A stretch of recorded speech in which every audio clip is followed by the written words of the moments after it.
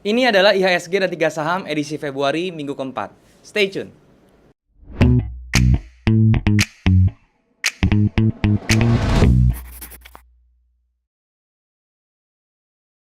Halo guys, balik lagi sama gue Daryl di This Dari Channel. Dan hari ini kita masuk ke segmen IHSG dan 3 saham.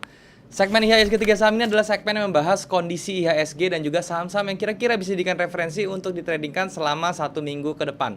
Tapi sebelum gue mulai, gue mau ngingetin buat kalian yang belum punya grup trading, baik itu saham, forex maupun kripto, kalian bisa join di grup trading gue yang gue buat di aplikasi Discord. Ya, linknya sudah ada di bawah, kalian tinggal klik link tersebut untuk join dan kemudian kita bisa langsung diskusi bareng di sana. Dan ingat, gue tidak pernah punya grup lain selain di Discord. Jadi kalau misalnya ada yang mengatasnamakan gue di grup lain seperti Telegram dan lain-lain dan menawarkan investasi, itu harap hati-hati karena itu sudah dipastikan adalah penipu, teman-teman. Jadi jangan transfer. Oke?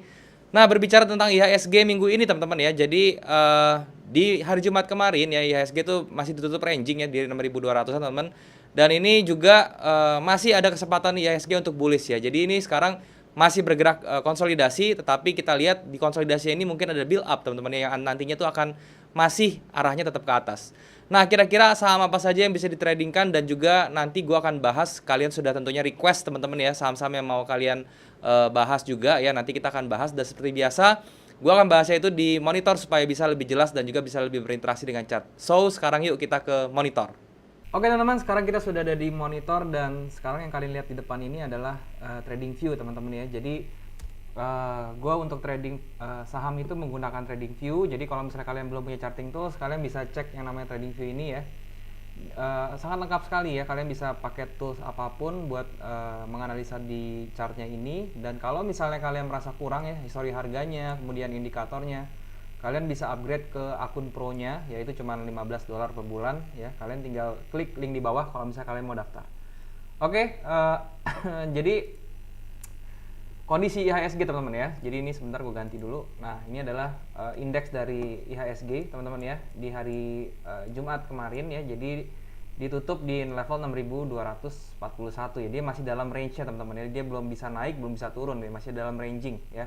Tapi di hari Jumat kemarin tuh ada kejadian unik ya teman-teman ya. Dia sempat dibanting ya. Ini bergeraknya tuh sangat-sangat spinning top sekali ya. Jadi marketnya tuh sangat labil. Dia nggak tahu mau kemana gitu ya. Nah, sekarang nanti hari Senin seperti apa? Tetap acuannya tuh di 6.300 teman-teman ya. Jadi selama dia masih berada di dalam range 6.300 ya, di 6.200 sampai 6.300, dia itu masih belum bisa bergerak kemana-mana. Tapi kalau misal dilihat dari trennya dan juga akumulasinya kecil di sini range-nya ya, ini nanti hari Senin ya tetap aja masih ada kemungkinan dia untuk break di 6.300 ke atas ya. Jadi itu yang kita harapkan, dia break 6.300 ke atas menuju ke level 6.500-an teman-teman ya. Itu yang kita harapkan untuk si indeks kita IHSG. Jadi view-nya untuk hari Senin ke depan tuh masih bergerak konsolidasi teman-teman ya, dan cenderungnya itu nge-break ke arah 6.500 yaitu untuk indeks kita IHSG. Nah, sebelum gue masuk ke saham-saham yang bisa direkomendasikan, gue bahas dulu yang kemarin ya teman-teman ya. Yang pertama itu ada BBRI ya. Kemarin gue udah sebut BBRI. Nah, si BBRI ini lagi koreksi teman-teman ya, tetapi dia masih berada di jalur bullishnya, sehingga ini akan gue tahan terus ya untuk BBRI. Ini tidak akan gue belum gue cut loss atau belum gue jual gitu ya. Itu untuk BBRI. Jadi view-nya masih sama ya. Target terdekatnya di 5.210 ya. Kalian kalau misalnya mau cut loss itu di level 4.000, di bawah 4.560-an ya. Itu kalau mau cut loss. Dan juga kalau misalnya kalian mau entry ya itu di sekitaran harga sekarang sebenarnya ya, 4.710 ya, 4.700 sampai 4.750 sebenarnya itu adalah area entry kalian untuk BBRI.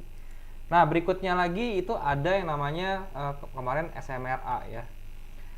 Nah, SMRA ini terkoreksi teman-teman ya. Jadi kemarin itu di level 900-an, sekarang di level 825 teman-teman. Itu terkoreksi cukup lumayan ya dari segi persentasenya.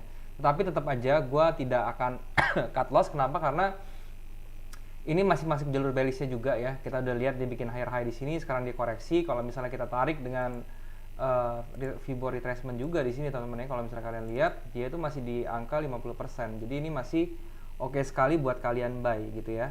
Dan ini juga tercluster teman-teman dengan area supply and demand-nya. Di sini area demand teman-teman ya, kalian lihat di harga 780 sampai 820 itu menjadi area demand-nya. So ini menjadi entry yang baik, entry yang bagus juga nih buat kalian nih, untuk si SMRA ini gitu ya. Nah, untuk cut loss-nya kalau gue pribadi, gue di bawah 775 ya. Jadi di bawah 775 baru gue berpertimbangkan untuk cut loss. Karena apa? Karena Eh, kalau misalnya dia sudah di bawah 775 berarti dia sudah melewati area crown-nya itu yang 61,8%. Nah itu bisa ada tendensi dia nggak jadi naik gitu ya. Nah itu untuk SMRA. Nah sekarang untuk saham-saham yang kira-kira bisa dijadikan referensi ya. Yang pertama teman-teman itu gua ada DFKT ya. DFKT teman-teman. Sorry DKFT maksudnya. DKFT ya.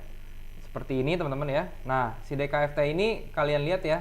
Secara price-nya teman-teman ya, ini secara price-nya dia ada di area Quasimodo-nya nih ya. Jadi support resistance yang benar-benar bagus sekali, dan di sini kalau misalnya kalian lihat sekilas dia akan membentuk inverted head and shoulder kalau misalnya dia bisa bikin swing ya. Jadi nanti hari Senin ya kuncinya kalian lihat, kalau misalnya DKFT tutupnya hijau dan dia bikin swing low di sini ya, itu kalian bisa entry ya.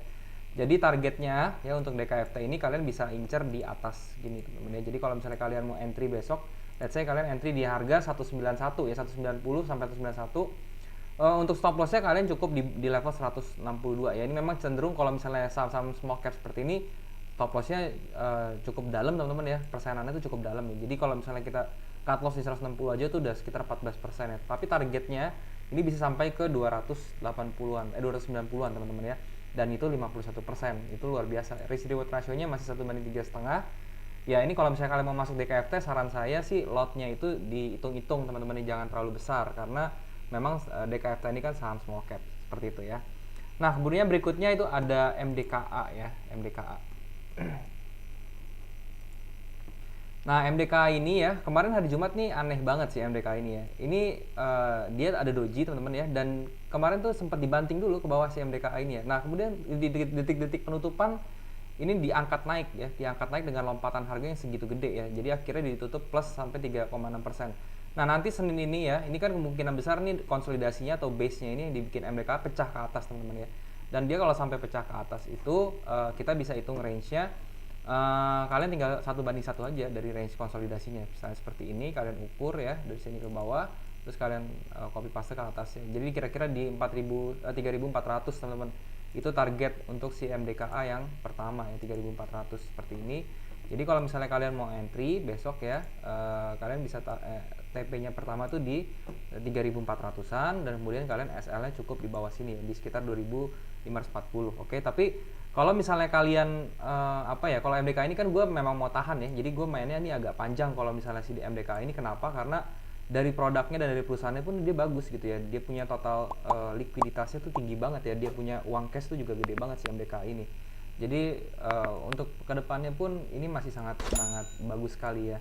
Coopernya teman-teman ya, Coopernya itu Coopernya tuh baru mau dipublish teman-teman ya, dia baru di mining ya.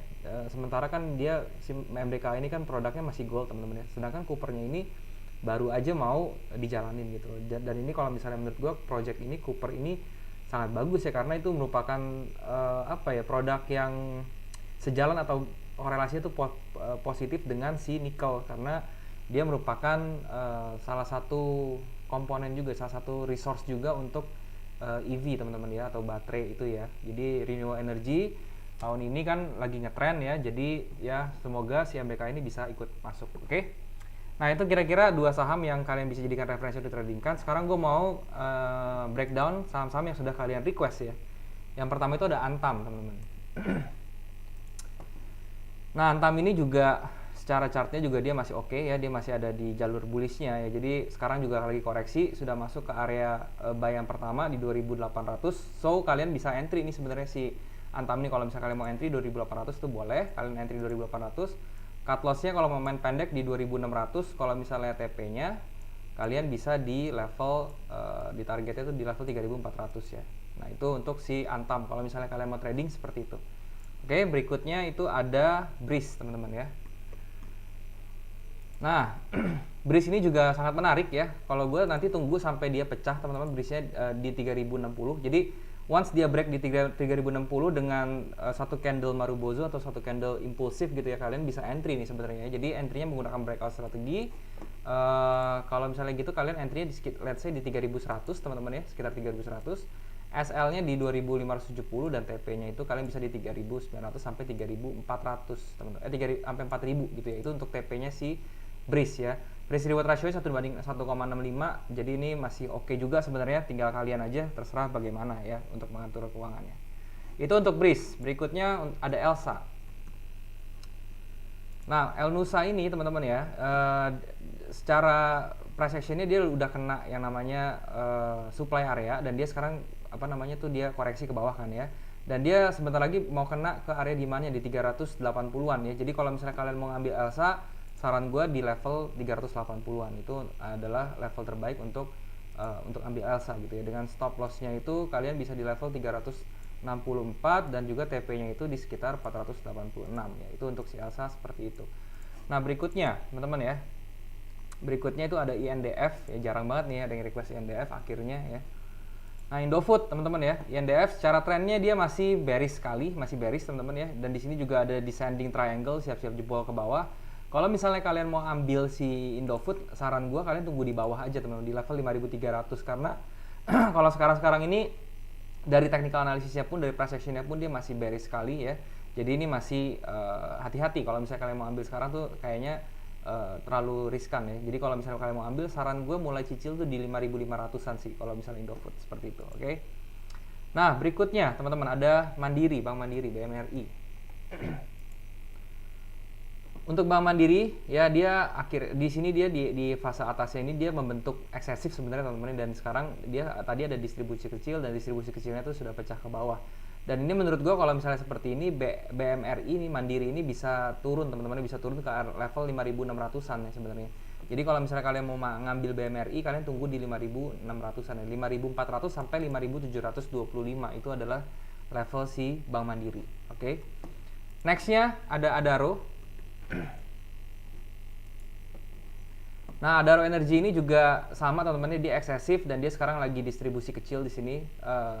Level yang harus diperhatikan adalah 1080. Kalau misalnya dia jebol, dia level 1080, itu kalian buang aja. Nah, ini untuk kalian mau beli ya, kalian belinya di 1080, karena ini konsolidasi kecilnya ini kemungkinan besar dia akan jebol ke bawah menuju ke level 1080. Jadi kalau misalnya dia sudah sampai 1080, baru kalian boleh untuk entry di daerah situ ya. Nah, stop lossnya itu cukup di bawah 1080. Kalian bisa taruh di level 1000 teman-teman. Di level 1000 itu sudah cukup untuk SL-nya, dan TP-nya itu kalian bisa di level 1360-an ya. Itu untuk si Adaro seperti itu.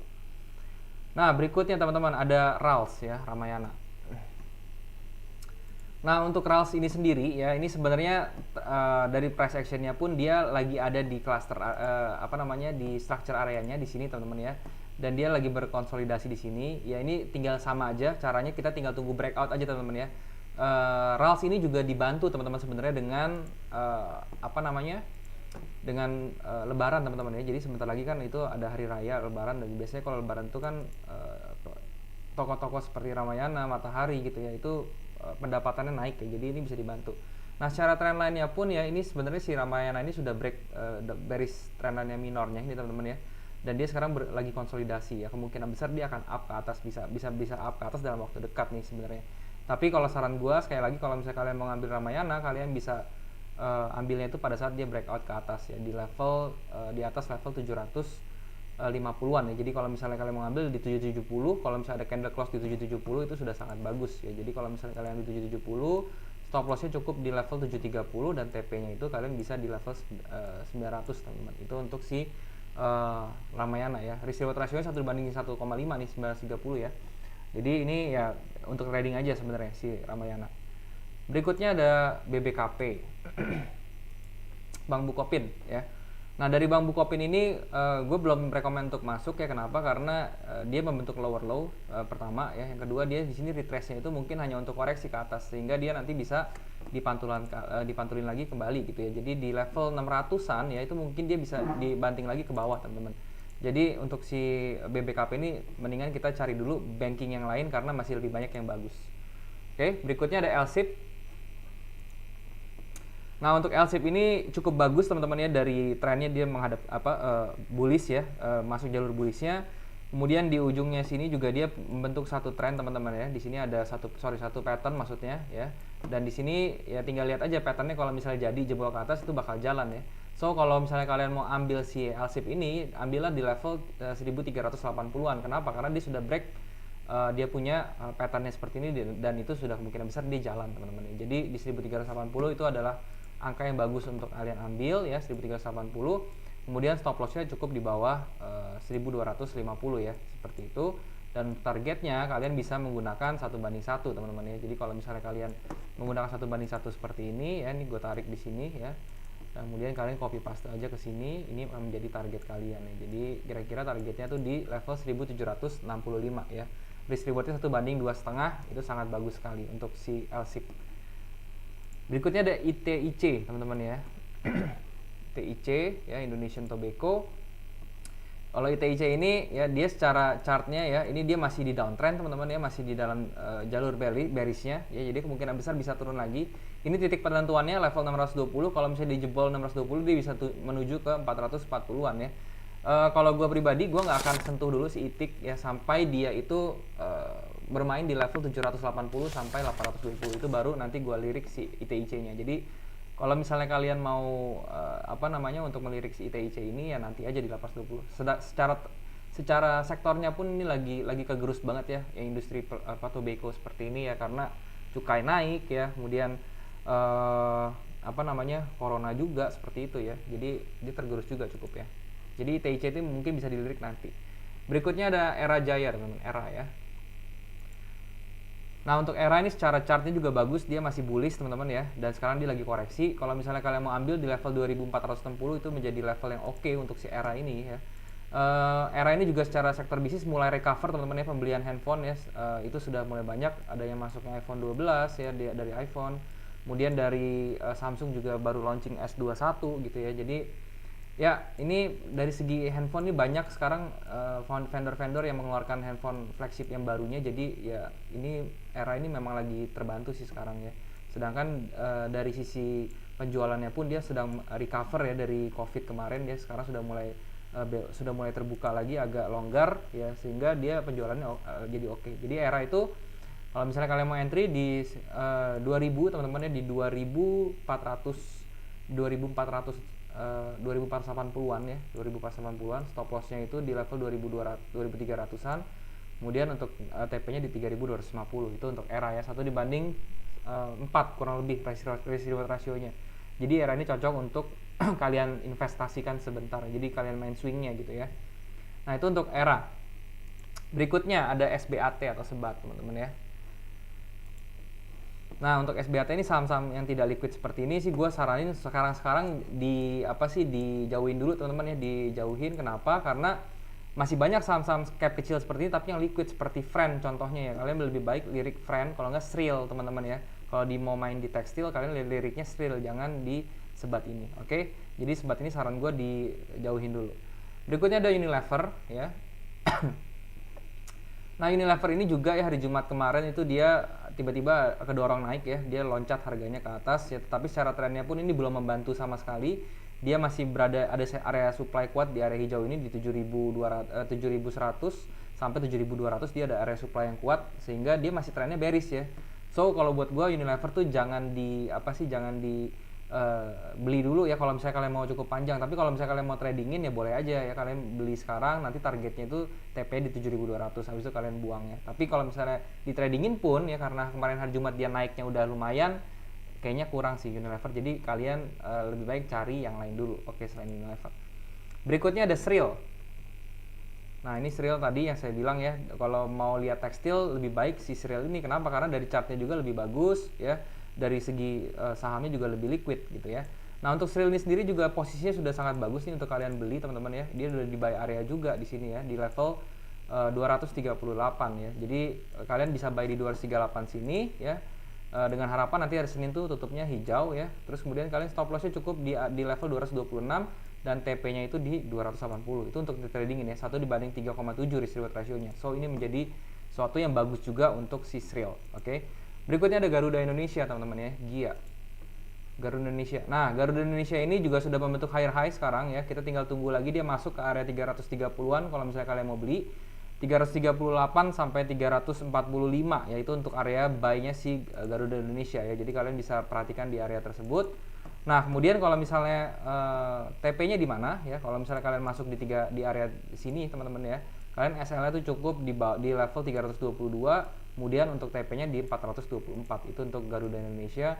Risk reward-nya 1:3,25. Oke. Dari secara chartnya juga dia mulai bangkit, teman-teman, ya, mulai ada pembalikan arah nih sepertinya gitu ya, dari yang tadinya minornya bearish kecil. Ini kalau misalnya kita lihat ya, minornya ini sebenarnya kan cuman ABC correction ya kalau di Elliott wave-nya. Kemudian dia sekarang sudah bergerak naik dan mungkin ya mudah-mudahan dia bikin akumulasi kecil dan dia akhirnya bisa meledak dan bikin impulsive wave yang lumayan untuk GIA gitu ya. Kemudian yang terakhir teman-teman ada tower. Ada tower TOWR teman-teman ya. Nah, TOWR ini harganya udah gila-gilaan banget ya. Kita udah telat sih, kalau misalnya kayak gini jangan dikejar ya teman-teman ya. Saran saya sih kalau misalnya seperti ini jangan dikejar ya, kita tunggu dia retrace dulu ke bawah sampai minimal di area 1170-an ya, 1160 sampai 1170 itu baru kalian bisa entry si TOWR ini gitu ya. Nah, untuk saham-saham infrastruktur seperti ini ya, ini juga sebenarnya lagi dia kan dia ibaratnya apa ya, saham-saham defensif teman-teman ya, yang selalu diperlukan gitu loh. Jadi menurut gue sih si TOWR ini bagus sih sahamnya ya, secara fundamentalnya ya, secara teknikal juga bagus. Tinggal tunggu aja dia retrace aja ke daerah 1170 baru kalian bisa entry dengan enak. Kalau misalnya sekarang itu sudah ibaratnya tuh kita ngejar harga, jadi kita sudah ketinggalan, itu agak berbahaya karena risk reward kita jadi lebih besar gitu ya. Nah, selain itu teman-teman, gue mau sharing sedikit tentang bank digital teman-teman ya. Jadi bank digital ini kemarin indeks kita tuh sangat-sangat terfokus sama bank digital ya. Ada Bank Jago ya, kemudian ada BNBA yang katanya mau diakuisisi sama Shopee ya. Itu sih sebenarnya beritanya sudah valid teman-teman ya. Targetnya si BNBA itu katanya 2.300-an ya kalau nggak salah ya. Nah, itu bisa diperhatikan sebenarnya ya. Cuman sekali lagi kalau misalnya di saham-saham yang seperti itu teman-teman, itu volatility-nya tinggi ya. Volatility-nya tinggi dan juga kalian harus benar-benar tahu kapan masuknya di saat yang tepat. Jadi jangan sampai kalian masuk di pucuknya gitu. Itu yang bisa saya sampaikan doang sih gitu ya. Jadi itu untuk peringatan dan warning aja untuk kalian. Boleh karena dia memiliki return yang cukup menarik ya.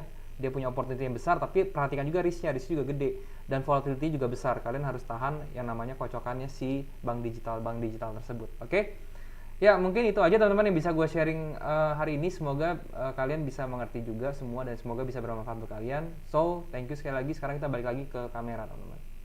Oke teman-teman, jadi itulah kondisi IHSG dan juga pembahasan gua tentang saham-saham yang kira-kira dijadikan referensi untuk trading kan, dan juga tentunya saham-saham yang sudah kalian request gue sudah bahas semua teman-teman ya. Dan juga gue mau ingetin sekali lagi buat kalian yang belum punya grup trading, kalian bisa join di grup trading gue di aplikasi Discord. Linknya sudah ada di bawah, kalian tinggal klik link tersebut untuk join dan kemudian kita bisa langsung diskusi bareng di sana. Dan juga gue nggak pernah punya grup lain selain di Discord. Jadi kalau misalnya ada mengatasnamakan gue di grup lain ya, di aplikasi lain seperti Telegram dan lain-lain, dan menawarkan investasi ya dalam bentuk apapun, itu harap hati-hati karena itu sudah dipastikan adalah penipu teman-teman. Jadi jangan ditransfer, oke? Kalian juga bisa subscribe channel ini kalau misalnya kalian merasa channel ini bermanfaat untuk kalian, dan juga kalian bisa bantu like video ini dan juga share ke teman-teman yang lain yang kira-kira membutuhkan info dari video ini. Dan juga kalian bisa komen di bawah kalau misalnya ada yang kurang dari video ini, atau kalian mau request tentang saham atau apapun yang mau gue bahas ke depannya. Gue pasti baca komen kalian dan gue akan usahakan untuk bikin kontennya buat kalian. Dan mungkin sampai sini dulu teman-teman. Semoga sekali lagi bisa bermanfaat untuk kalian. Dan juga thank you sekali lagi buat kalian yang sudah menyempatkan diri untuk nonton video ini. Sampai jumpa di next video. Jangan lupa semua orang bisa cuan. Salam sukses. Bye-bye.